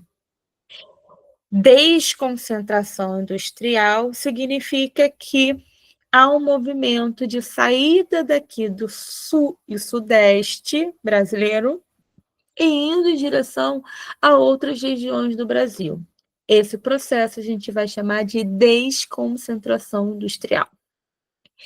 Dentre os argumentos utilizados para explicar o processo se destaca, ou seja, o porquê você tem a saída de indústrias, de empresas, de fábricas aqui do Sudeste e do Sul do Brasil, indo em direção ao Norte, indo em direção ao Nordeste, indo em direção ao Centro-Oeste. Essa é a pergunta.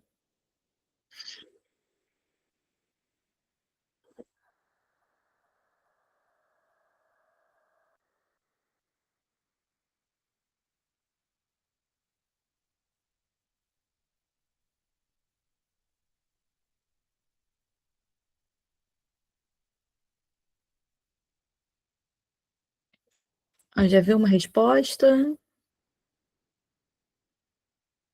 Lorena marcou B de bola.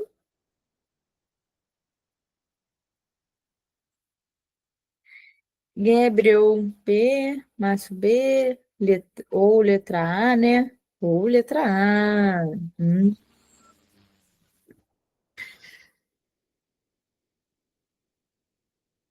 Letra B, letra A. Letra B.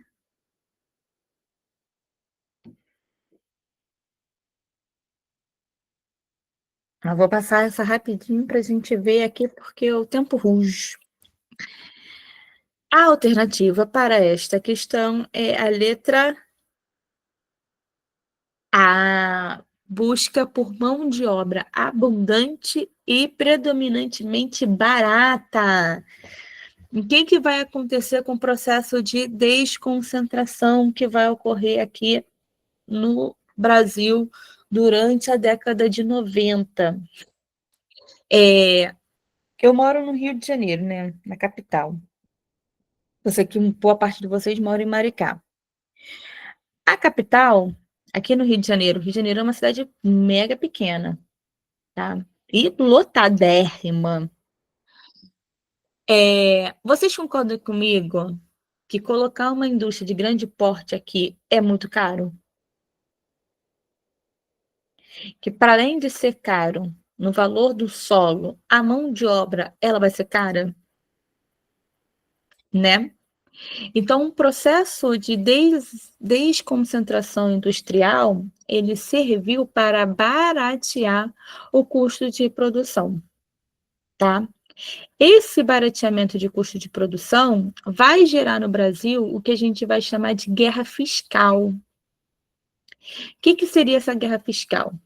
Cidades, pequenas e médias cidades, longe dos centros urbanos, vão passar a atrair mão de obra, vão passar a atrair as empresas oferecendo mão de obra qualificada, infraestrutura, isenção de impostos, leis ambientais mais fracas, incentivo para que, por exemplo, uma Michelin deixe o Rio de Janeiro e vá para Sorocaba. O motivo pela qual, sei lá, uma Ford deixa o Rio de Janeiro e vai para Guaraçatuba, sabe? Então, no processo de desconcentralização, esses pequenos lugares vão oferecer que o custo de produção seja cada vez menor. Beleza? Questão agora número 10.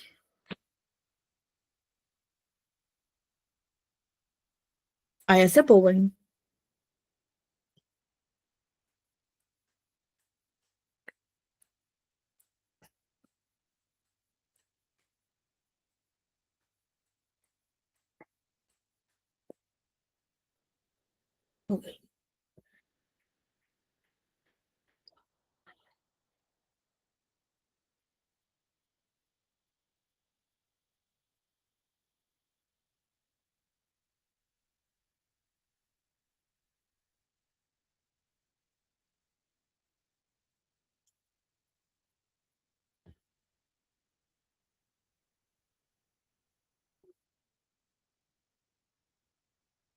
Ó, vou ler aqui com vocês por conta do tempo. Entre 1930 e 1956, a industrialização brasileira caracterizou por uma estratégia governamental de criação de indústrias estatais nos setores de bens de produção e de infraestrutura estratégica. Sobre esse período em que o Estado passou a intervir diretamente na economia, é correto afirmar que: primeira pergunta, quem está no poder entre 1930 a 1956? Quem é esse presidente? Vargas, isso mesmo, nosso baixinho gordinho. Eu vou passar para a alternativa, tá? A letra, o gabarito oficial dessa questão é a letra A de amor. Tá? Por quê? Vamos lá. Vamos pelo que está errado. Olha só. A letra E, vou começar de baixo para cima. Esse modelo, ou seja, esse modelo de economia que o Estado começa a intervir, ele fala assim: esse modelo de industrialização ficou conhecido no Brasil como substituição de exportação. Olha que loucura. A gente lê isso aqui rápido, a gente já está com o modelo que Vargas criou, que foi um modelo de substituição de importação, não exportação. Então, essa palavra aqui deixa essa questão errada. Então, a gente já elimina ela. Letra D. O então presidente Getúlio Vargas, certo até aqui, implementou o plano de meta? Uau! Erro histórico, né? Quem implementou o plano de meta foi o JK. Vou ler a letra C. Como exemplos de indústria destacaram no Juscelino Kubitschek. Isso. Como exemplo de indústria que se destacaram como, no período, a Companhia do Vale do Rio Doce, a Companhia Hidrelétrica de Rio São Francisco e as montadoras de automóvel no ABC Paulista. Até São Francisco estava certo, porque foi indústria de base que Vargas criou e obra de infraestrutura que o Getúlio Vargas fez. Mas quem implementou no Brasil o polo do ABC Paulista foi o JK novamente, tá? E letra B, em função de um extraordinário crescimento do setor brasileiro, perdeu a importância a exportação do produto primário, notadamente o café. O café perdeu importância? Nem aqui, nem na Conchichina, tá? O Brasil voltou com tudo na exportação de café, sendo o país que mais exporta café no mundo, de qualidade, tá, meus amores? Eu, como uma boa consumidora de café, sou uma excelente, né, defensora desse mercado, ok? Aqui na letra A, aqui, olha só, os altíssimos investimentos estatais, justificados pelo desinteresse do capital privado, privado e nacional e internacional, em investir no setor em que o retorno de investimento reconhecidamente lento, tá? Vargas fez o que fez, foi um estadista, foi um interventor, foi quem colocou a mão na massa. Por quê? Lembra que eu falei para vocês lá atrás que a nossa elite era uma elite agrária? E que não vinha com bons olhos a indústria? Então, se ela não vinha com bons olhos, ela também não colocou dinheiro, tá? E a gente também não vai ter capital internacional interessado, porque o capital internacional não quer concorrência, tá? Principalmente para investir em quem é daqui a 50 anos, ok? Quem faz esse cofrinho gordinho, bonitinho, é o Estado. Hoje e sempre. Meus amores, deu o nosso tempo, a nossa hora, tá? Eu vou me despedir de vocês. Amanhã eu passo esse material, tem mais 5 questões aqui, pela frente, não vou deixar para vocês verem, não. Eu vou deixar esse material com esqueci o nome dela, com a Isabela, tá? Não só o material, mas a aula também, eu deixo com ela, tanto a aula quanto o material. Leiam, tá? Para quem for fazer o concurso militar, vejam como os presidentes, que tipo de... pegando mais o processo de industrialização. Se vocês quiserem uma aula só sobre industrialização, é só dar uma aula para a Isabela, que ela me passa, tá? E a gente foca no modelo de industrialização de cada presidente até então, beleza? Tá? Maria, infelizmente, para mim não é feriado. Moro no Rio, quem me dera que fosse feriado. Beijinho, a felicidade do pobre dura pouco, gente. Beijinho para vocês. Foi um prazer estar aqui. Agora eu que falo para vocês, bom feriado, descansem, aproveitem, estudem, tá bom? Beijão.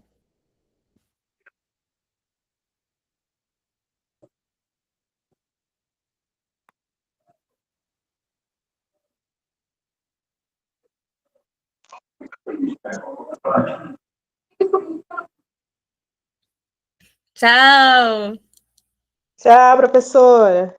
Tchau, Boa tchau, noite, Carliane. Boa Boa noite noite. para todos. Tchau, tchau. Eu tô aqui gente. voltando para a câmera principal, que eu passo a aula inteira assim, olhando para lá para ver o que estavam falando comigo.